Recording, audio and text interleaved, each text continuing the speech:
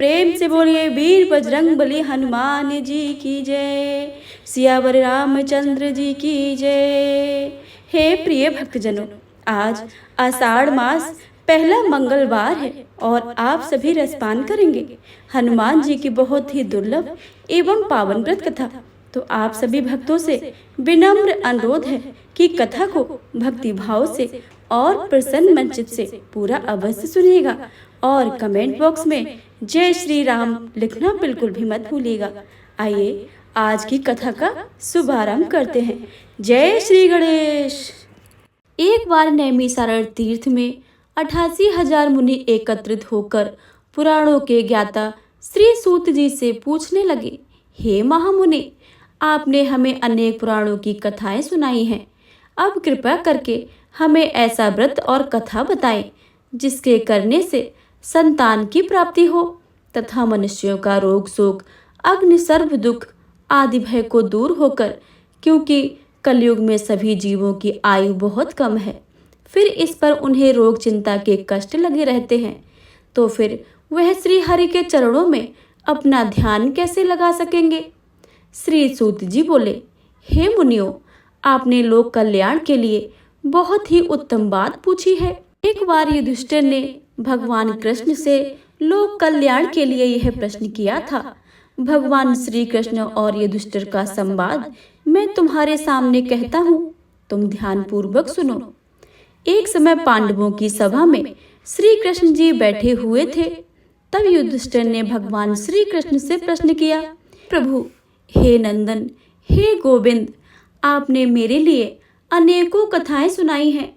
आज कृपया करके ऐसा व्रत या कथाएं सुनाएं जिसके करने से मनुष्य को रोग चिंता भय समाप्त हो और उसके पुत्र की प्राप्ति हो। हे प्रभु, बिना पुत्र के जीवन व्यर्थ है। पुत्र के बिना मनुष्य नरकगामी होता है। पुत्र के बिना मनुष्य पितृतृण से छुटकारा नहीं पा सकता है, न ही उसका पुत्रांग नामक नरक से उद्धार हो सकता है। अतः पुत्रदायक व्रत बतलाइए। श्री कृष्ण भगवान बोले, हे राजन, मैं एक प्राचीन इतिहास सुनाता हूँ, आप उसे ध्यान पूर्वक सुनो। कुंडलपुर नामक एक नगर था। उसमें नंदा नामक एक ब्राह्मण रहता था। भगवान की कृपा से उसके पास सब कुछ था, फिर भी वह दुखी था। इसका कारण यह था कि ब्राह्मण की स्त्री सुनंदा के कोई संतान न थी। सुनंदा पतिव्रता थी, भक्ति पूर्वक श्री हनुमान जी की आराधना करती थी। मंगलवार के दिन व्रत करके अंत में भोजन बनाकर हनुमान जी का भोग लगाने के बाद स्वयं भोजन करती थी। एक बार मंगल के दिन ब्राह्मणी गृह कार्यों की अधिकता के कारण हनुमान जी को भोग न लगा सकी, तो इस पर उसे बहुत ही दुख हुआ। उसने कुछ भी नहीं खाया और अपने मन में प्रण किया कि अब तो अगले मंगल को ही हनुमान जी का भोग लगाकर अन्न जल ग्रहण करूंगी। ब्राह्मणी सुनंदा की इस असीम भक्ति के प्रभाव से श्री हनुमान जी बहुत प्रसन्न हुए और प्रकट होकर बोले, सुनंदा, मैं तेरी भक्ति से बहुत प्रसन्न हूँ, तू उठ और वरदान मांग। सुनंदा अपने आराध्य देव की हनुमान जी को देखकर आनंद की अधिकता से विह्वल होकर हनुमान जी के चरणों में गिरकर बोली, हे प्रभु, मेरे कोई संतान नहीं है, कृपया करके मुझे संतान प्राप्ति का आशीर्वाद दें, तो आपकी अति कृपा होगी। श्री महावीर जी बोले, तेरी इच्छा पूर्ण होगी। तेरे एक कन्या पैदा होगी, उसके अष्टांग प्रतिदिन सोना दिया करेंगे। इस प्रकार कहकर श्री महावीर जी अंतर्ध्यान हो गए। ब्राह्मणी सुनंदा बहुत ही हर्षित हुई। और यह समाचार उसने अपने पति से कहा। ब्रह्मदेव कन्या का वरदान सुनकर कुछ दुखी हुए, परंतु सोना मिलने की बात सुनी तो बहुत प्रसन्न हुए। विचार किया कि ऐसी कन्या के साथ मेरी निर्धनता भी समाप्त हो जाएगी। हनुमान जी की कृपा से वह ब्राह्मणी गर्भवती हुई और 10वें महीने में उसे बहुत ही सुंदर पुत्री प्राप्त हुई। यह बच्ची अपने पिता के घर में ठीक उसी तरह से बढ़ने लगी जिस प्रकार शुक्ल पक्ष में चंद्रमा की कला बढ़ती है। 10वें दिन ब्राह्मण ने उस बालक का नामकरण संस्कार कराया। उसके कुल पुरोहित ने उस बालिका का नाम रत्नावली रखा, क्योंकि यह कन्या सोना प्रदान करती थी। इस कन्या ने पूर्व जन्म में बड़े ही विधान से मंगल देव का व्रत किया था। रत्नावली का अष्टांग बहुत सा सोना देता था। उस सोने से नंदा ब्राह्मण बहुत ही धनवान हो गया। अब ब्राह्मण भी बहुत अभिमान करने लगा था। समय बीतता रहा। अब रत्नावली 10 वर्ष की हो चुकी थी। एक दिन जब नंदा ब्राह्मण प्रसन्नचित्त था, तब सुनंदा ने अपने पति से कहा, मेरी पुत्री रत्नावली विवाह के योग्य हो गई है, अतः आप कोई सुंदर तथा योग्य वर देखकर उसका विवाह कर दें। सुनकर ब्राह्मण बोला, अभी तो रत्नावली बहुत छोटी है। तब ब्राह्मणी बोली, शास्त्रों की आज्ञा की कन्या 8वें वर्ष में गौरी, 9 वर्ष में रोहिणी, 10वें वर्ष में कन्या, इसके पश्चात रजस्वला हो जाती है। गौरी के दान से पाताल लोक की प्राप्ति होती है, रोहिणी के दान से वैकुंठ लोक की प्राप्ति होती है, कन्या के दान से इंद्रलोक से सुखों की प्राप्ति होती है। अगर हे पतिदेव रजस्वला का दान किया जाता है तो घोर नरक की प्राप्ति होती है। इस पर ब्राह्मण बोला, अभी तो रत्नावली मात्र 10 वर्ष की है और मैंने तो 16-16 वर्ष की कन्याओं के विवाह कराए हैं, अभी जल्दी क्या है। तब ब्राह्मणी सुनंदा बोली, आपको तो लोभ अधिक हो गया है। लगता है शास्त्रों में कहा गया है कि माता पिता और बड़ा भाई रजस्वला कन्या को देखते ही वह अवश्य ही नरकगामी होते हैं। तब ब्राह्मण बोला, अच्छी बात है, कल मैं अवश्य ही योग वर तलाश में अपना दूत भेजूंगा। दूसरे दिन ब्राह्मण ने अपने दूत को बुलाकर और आज्ञा दी, जैसी सुंदर मेरी कन्या है वैसा ही सुंदर वर उसके लिए तलाश करो। दूत अपने स्वामी की आज्ञा पाकर निकल पड़ा। पंपई नगर में उसने एक सुंदर लड़के को देखा। यह बालक एक ब्राह्मण परिवार का बहुत धनवान पुत्र था और गुणवान था। इसका नाम सोमेश्वर था। दूत ने इस सुंदर व गुणवान ब्राह्मण पुत्र को बारे में अपने स्वामी को पूर्ण विवरण बता दिया। ब्राह्मण नंदा को भी सोमेश्वर अच्छा लगा और शुभ मुहूर्त में विधि पूर्वक कन्यादान करके ब्राह्मण ब्राह्मणी संतुष्ट हुए। परंतु ब्राह्मण के मन में तो लोभ समाया था। उसने कन्यादान तो कर दिया था, पर वह बहुत खिन्न था। उसने विचार किया कि रत्नावली तो अब चली जाएगी और मुझे इससे तो सोना मिलता था, अब वह मिलेगा नहीं। मेरे पास तो जो धन था उसके विवाह में खर्च हो गया है, जो शेष बचा है वह भी कुछ दिनों पश्चात समाप्त हो जाएगा। तो इसका विवाह करके बहुत ही बड़ी भूल कर दी है। अब कोई ऐसा उपाय हो कि रत्नावली मेरे घर पर ही बनी रहे, अपनी ससुराल न जावे। लोभ रूपी राक्षस ब्राह्मण के मस्तिष्क पर छाता रहा। रात भर अपनी सैया पर बेचैनी से करवटें बदलते बदलते उसने एक बहुत ही क्रूर निर्णय लिया। उसने विचार किया कि जब रत्नावली को लेकर उसका पति सोमेश्वर अपने घर के लिए जाएगा तो वह मार्ग में छिपकर सोमेश्वर का वध कर देगा और अपनी लड़की को अपने घर ले आएगा, जिससे नियमित रूप से उसे सोना भी मिलता रहेगा और समाज का कोई मनुष्य दोष भी नहीं देगा।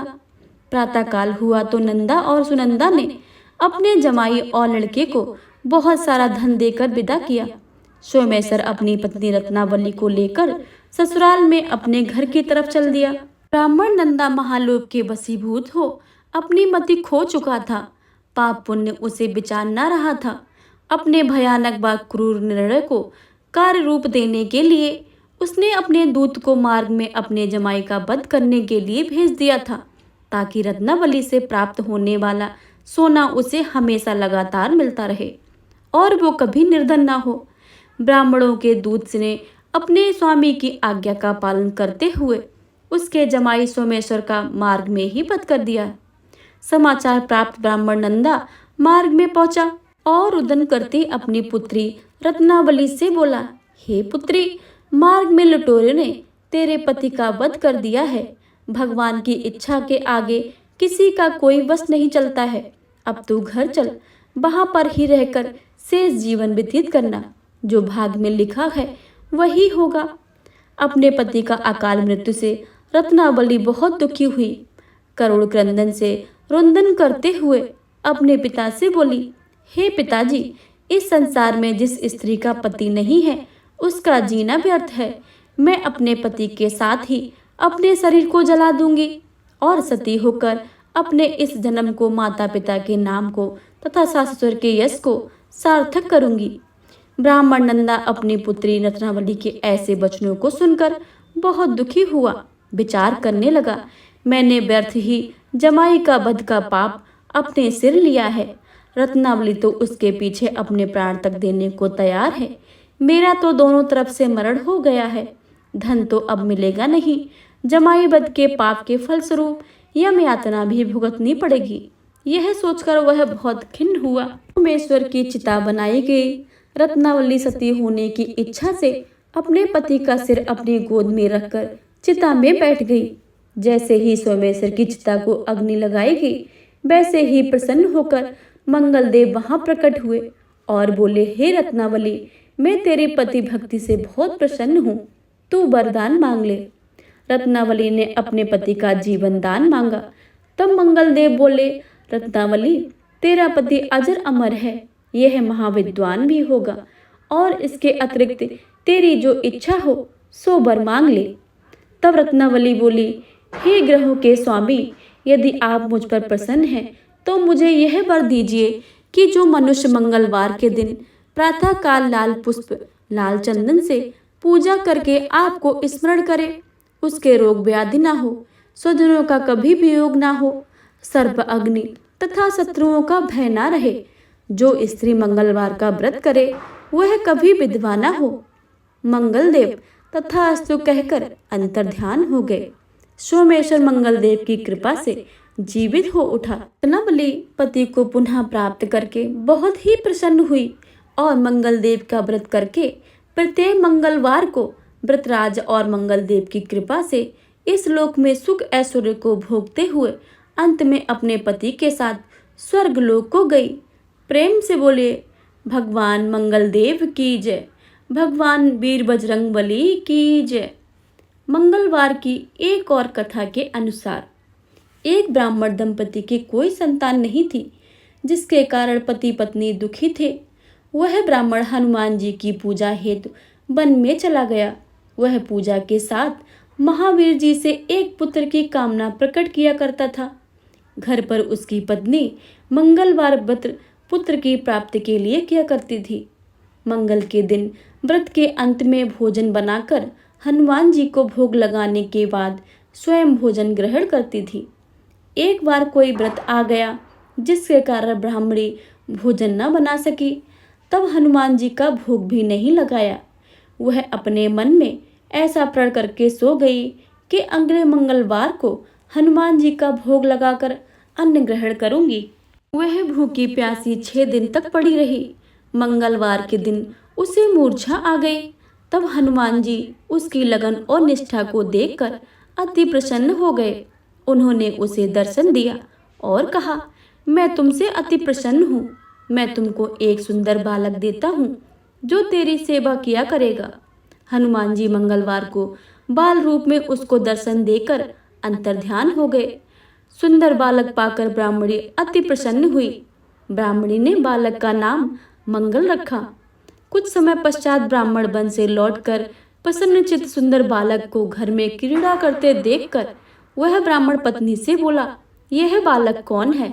पत्नी ने कहा, मंगलवार के व्रत से प्रसन्न होकर हनुमान जी ने दर्शन देकर मुझे यह बालक दिया है। पत्नी की बात छल से भरी जान उसने सोचा, यह कुलटा व्यभिचारिणी अपनी कलुषता छुपाने के लिए बातें बना रही है। एक दिन उसका पति कुएं पर पानी भरने चला तो पत्नी ने कहा कि मंगल को भी साथ ले जाओ। वह मंगल को साथ ले चला और उसको कुएं में डालकर वापस पानी भरकर आया। तो पत्नी ने पूछा कि मंगल कहाँ है? तब मंगल मुस्कुराता हुआ घर आ गया। उसको देखकर ब्राह्मण आश्चर्यचकित हुआ। रात्रि में उसके पति से हनुमान जी ने स्वप्न में कहा, यह बालक मैंने दिया है, तुम पत्नी को उल्टा क्यों कहते हो? पति यह जानकर बहुत ही हर्षित हुआ। फिर पति पत्नी मंगलवार का व्रत कर अपने मन को आनंद पूर्वक व्यतीत करने लगे। जो मनुष्य मंगलवार व्रत की कथा को सुनता है या पढ़ता है और नियम से व्रत करता है, उसके हनुमान जी की कृपा से सारे कष्ट दूर होकर सर्व सुख प्राप्त होते हैं। प्रेम से बोले वीर बजरंग बली की जय, हनुमान जी की जय। हे प्रिय भक्तों, अब आप श्रवण करेंगे मंगलवार की दूसरी कथा। तो प्रेम से बोलिए हनुमान जी की जय। एक समय की बात है, एक ब्राह्मण दंपति की कोई संतान नहीं थी, जिस कारण वह बेहद दुखी थे। एक समय ब्राह्मण वन में हनुमान जी की पूजा के लिए गया। वहां उसने पूजा के साथ महावीर जी से एक पुत्र की कामना की। घर पर उसकी स्त्री भी पुत्र की प्राप्ति के लिए मंगलवार का व्रत करती थी। वह मंगलवार के दिन व्रत के अंत में हनुमान जी को भोग लगाकर ही भोजन करती थी। एक बार व्रत के दिन ब्राह्मणी ने भोजन नहीं बना पाया और न ही हनुमान जी को भोग लगा सकी। उसने यह प्रण किया कि वह अगले मंगलवार को ही भगवान को भोग लगाकर ही भोजन करेगी। वह भूखी प्यासी 6 दिन तक पड़ी रही। मंगलवार के दिन वह बेहोश हो गई। हनुमान जी उसकी निष्ठा और लगन को देखकर प्रसन्न हुए।